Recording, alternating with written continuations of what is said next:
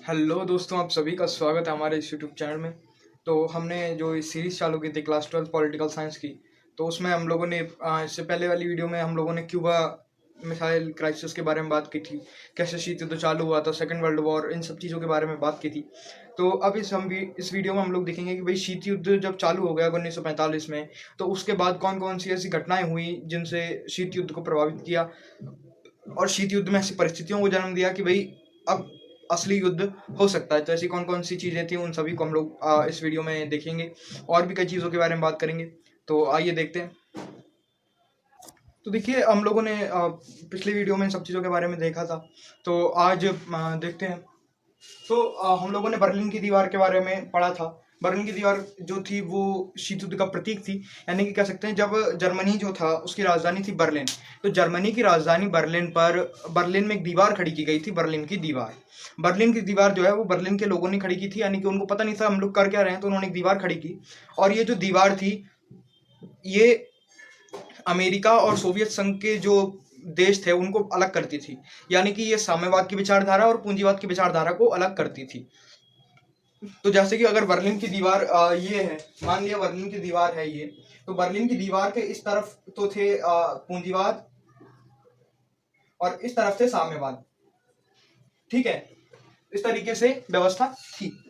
अब इनके सबके बारे में बात करते हैं। तो बर्लिन की नाकेबंदी, बर्लिन की नाकेबंदी का मतलब है कि बर्लिन की जो दीवार थी उसे कब खड़ा किया गया था। तो बर्लिन की दीवार को सन 1961 में खड़ा किया गया था और बर्लिन की दीवार को गिराने का जो काम है वो 1989 में किया गया था। दीवार भी खड़ी लोगों ने की और गिराई भी लोगों ने थी। ठीक है, बर्लिन कहाँ की राजधानी है? बर्लिन जर्मनी की राजधानी है। ठीक है, दूसरा यहाँ पर लिखा हुआ है कोरिया संकट। जो कोरिया संकट है वो 1950 में आया था और 1950 से 1953 तक ये संकट चला था। 1950 में क्या हुआ, तो दक्षिण कोरिया है और उत्तर कोरिया है, इन दोनों के मध्य में विवाद हो गया। विवाद क्यों हो गया? क्योंकि इन दोनों की जो विचारधाराएं थी वो भिन्न भिन्न थी। वो साम्यवाद की विचारधारा और पूंजीवाद की विचारधारा। तो इन दोनों की विचारधाराओं में डिस्प्यूट हुआ और आज भी इनके मध्य में विवाद है, दक्षिण कोरिया और उत्तर कोरिया के बीच में। ठीक है, आपने किम जोंग का नाम तो सुना ही होगा। और यहाँ पर जो तीसरा लिखा है वो लिखा है मार्शल प्लान। मार्शल प्लान जो है वो अमेरिका द्वारा, यानी पूंजीवादी देशों के द्वारा पश्चिमी यूरोप के जो देश थे, पश्चिमी यूरोप का मतलब मैंने यहाँ पर आपको बताया पूंजीवाद के जो देश थे उनका पुनरुत्थान के लिए, यानी कि उनको आगे बढ़ाने के लिए यह एक प्लान बनाया गया था। ठीक है, मार्शल प्लान। उसके बाद है बगदाद समझौता। इस बगदाद समझौते के आगे आप लोग लिख सकते हैं सेंटो, यानी कि जो बगदाद समझौता है उसे ही बाद में नाम क्या दे दिया गया था? सेंटो नाम दे दिया गया था। अब देखिए, बगदाद में एक समझौता किया गया था, उसे बगदाद समझौता कहा गया और ये इंपॉर्टेंट इसलिए क्योंकि इसका नाम सेंटो था। ठीक है, उसके बाद आता है सबसे महत्वपूर्ण पॉइंट, अफगानिस्तान में सोवियत संघ का हस्तक्षेप। देखिए, अफगानिस्तान जो है वो अगर हम लोग उसकी लोकेशन को देखें तो उसकी जो लोकेशन है वो मध्य एशिया में है। मध्य एशिया का मतलब हमारा जो भारत है वो दक्षिण एशिया में है, मध्य एशिया में आते हैं सऊदी अरब है, अफगानिस्तान है, ये सारे देश वहां पर आते हैं। तो अगर आप मध्य एशिया पर अधिकार कर लेते हैं तो एक तरीके से आपका पूरे एशिया पर ध्यान रहेगा। ठीक है, तो सबसे पहले क्या हुआ कि अमेरिका ने उसको वो सोवियत संघ ने अफगानिस्तान पर अधिकार कर लिया, अपनी सेनाएं भेज दी और अफगानिस्तान पर अधिकार कर लिया। अफगानिस्तान में उस समय क्या है कि छोटे छोटे कबीले हुआ करते थे, उनके सरदार जो होते थे वही युद्ध लड़ा करते थे अगर उनके ऊपर कोई आक्रमण करता था। तो अमेरिका ने क्या किया, उन्हें सहायता देना चालू किया, क्योंकि वो अमेरिका जानता था कि अगर सोवियत संघ यहाँ पर अपनी टांगे फैलाएगा तो उसे नुकसान होगा। इसलिए उसने क्या किया, उन छोटे छोटे कबीलों को धन देना शुरू कर दिया, उन्हें प्रशिक्षण दिया, धन दिया, जो भी सैन्य सामग्री चाहिए थी वो दी।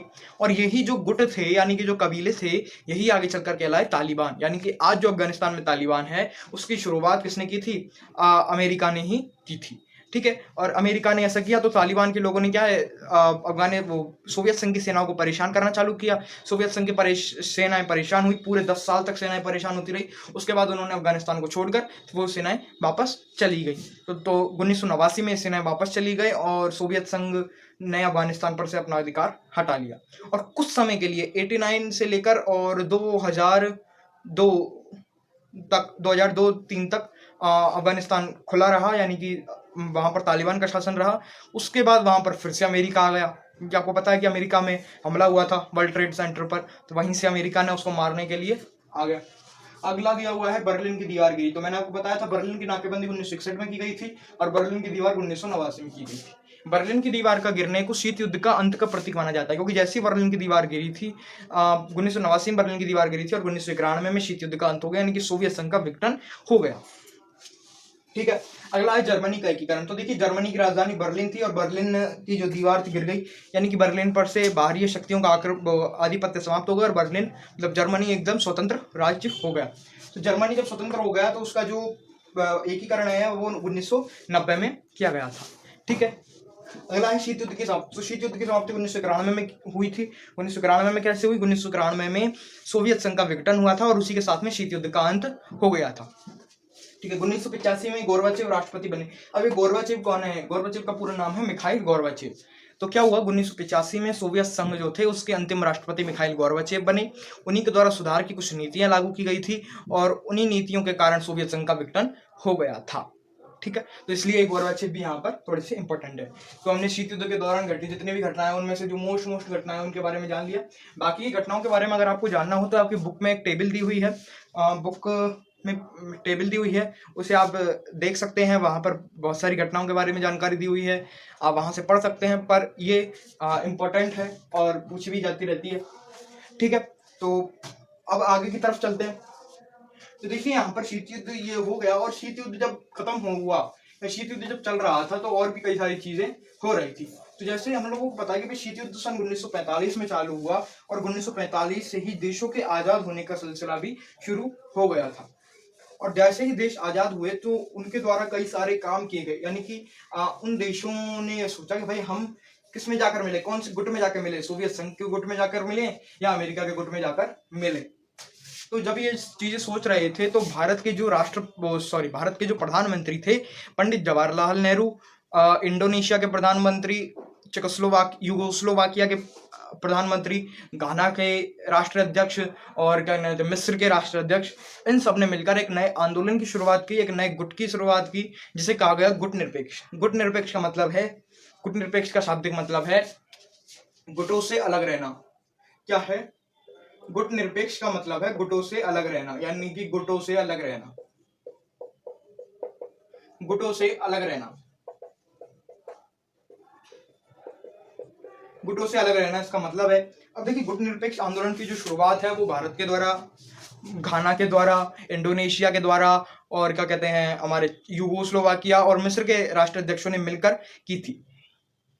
और देखा जाए तो 1961 में इसका पहला सम्मेलन हुआ था। पहला सम्मेलन जो इसका हुआ था वो बेलग्रेड में हुआ था। बेलग्रेड में इसका सम्मेलन हुआ था। वहां पर जो इसके जितने भी सदस्य थे उन्होंने मिलकर भाग लिया। देखिए 1956 में और 1961 में इनका पहला सम्मेलन हुआ था बेलग्रेड में। ठीक है। कब हुआ था? 1961 में। 1961 में सम्मेलन, ठीक है, 1961 में सम्मेलन हुआ था जिसमें 25 सदस्यों ने भाग लिया था। ठीक है। और उससे पहले क्या हुआ था? 1956 में एक मीटिंग हुई थी, 1956 में एक मीटिंग हुई थी। किन किन के बीच हुई थी? तो नेहरू जी के बीच में हुई थी। ठीक है। गमाल अब्दुल नासिर थे उसमें और जोसेफ ब्रॉज टीटो थे। नासिर थे उसमें और जोसेफ ब्रॉज टीटो थे। इन तीनों के मध्य में एक मीटिंग हुई थी जिसमें गुटनिरपेक्ष आंदोलन की जो बातें थी उन पर चर्चा की गई थी। और इनका जो समर्थन है वो वाने अनाक्रुमा जो कि घाना के थे और इसके अलावा सुकर्णों के द्वारा किया गया था। वाने अनाक्रुमा और सुकर्णों के द्वारा इनका समर्थन किया गया था। यानी कि जो 5 देश थे गुटनिरपेक्ष आंदोलन के शुरुआती देश थे। पहला जो सम्मेलन है वो 1961 में किया गया था। ठीक है। और इसका जो अंतिम सम्मेलन है, यानी कि अभी तक का जो अंतिम सम्मेलन है वो 2019 में आयोजित किया गया था। ठीक है। कब आयोजित किया गया था? 2019 में। 2019 में कहां पर? अजरबैजान में।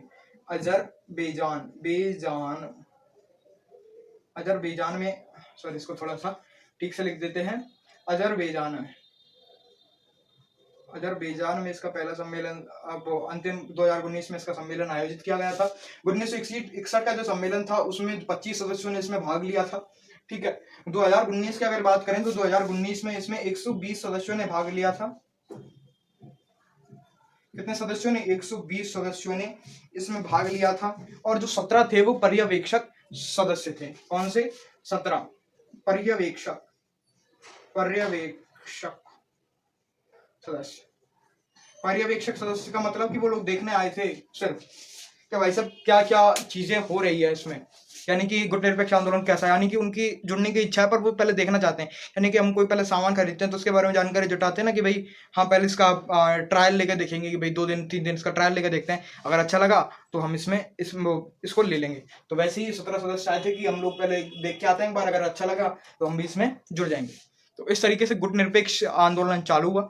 और ये गुटनिरपेक्ष आंदोलन जो था, ये नीति कोई पुरानी नहीं है। जो अमेरिका था उसका स्वतंत्रता संग्राम, वो उसने पहले विश्व युद्ध से अपने आप को अलग रखा था, यानी कि पहले विश्व युद्ध से अमेरिका अलग रहा था। ये नीति भी गुटनिरपेक्ष की नीति, यानी कि अपने आप को गुटों की राजनीति से अलग रखना। यानी कि गुटनिरपेक्षता का जो पहले मुख्य उद्देश्य था वो ये था कि हम लोग विश्व राजनीति में तो हिस्सा लेंगे, परंतु गुटों की राजनीति जो है, यानी कि गुटों की जो राजनीति है उससे हम लोग अलग रहेंगे।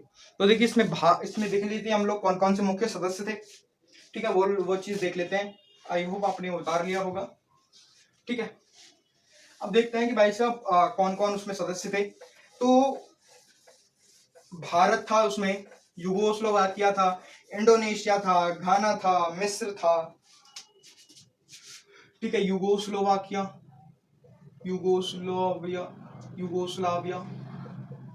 भारत, घाना, इंडोनेशिया,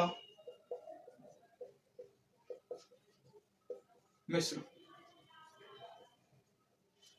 यूगोस्लोवाकिया के थे जोसेफ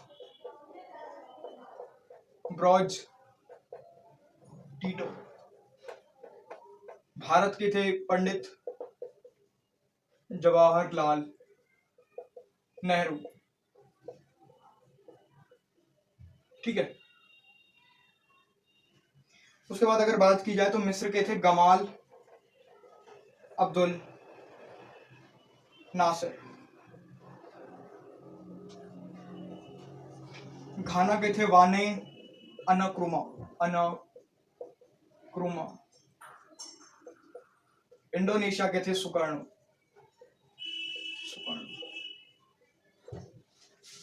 तो ये जो मुख्य 5 सदस्य थे जिनके द्वारा गुटनिरपेक्ष आंदोलन को शुरुआत की गई थी, और इन्हीं के द्वारा गुटनिरपेक्ष आंदोलन के प्रणेता माने जाते हैं, यानी कि उसकी शुरुआत करता यही 5 देशों के जो राष्ट्राध्यक्ष है वो माने जाते हैं।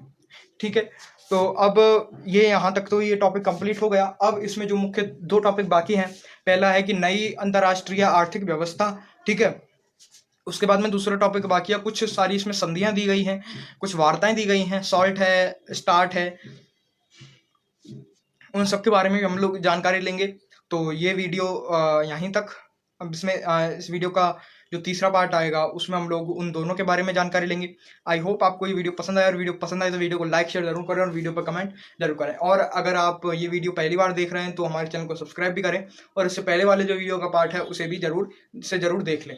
ठीक है, तो चैनल को सब्सक्राइब करना ना भूलें। कई लोग वीडियो देखते हैं पर चैनल सब्सक्राइब नहीं करते, तो चैनल को सब्सक्राइब जरूर करें। वीडियो को अंत तक देखने के लिए धन्यवाद।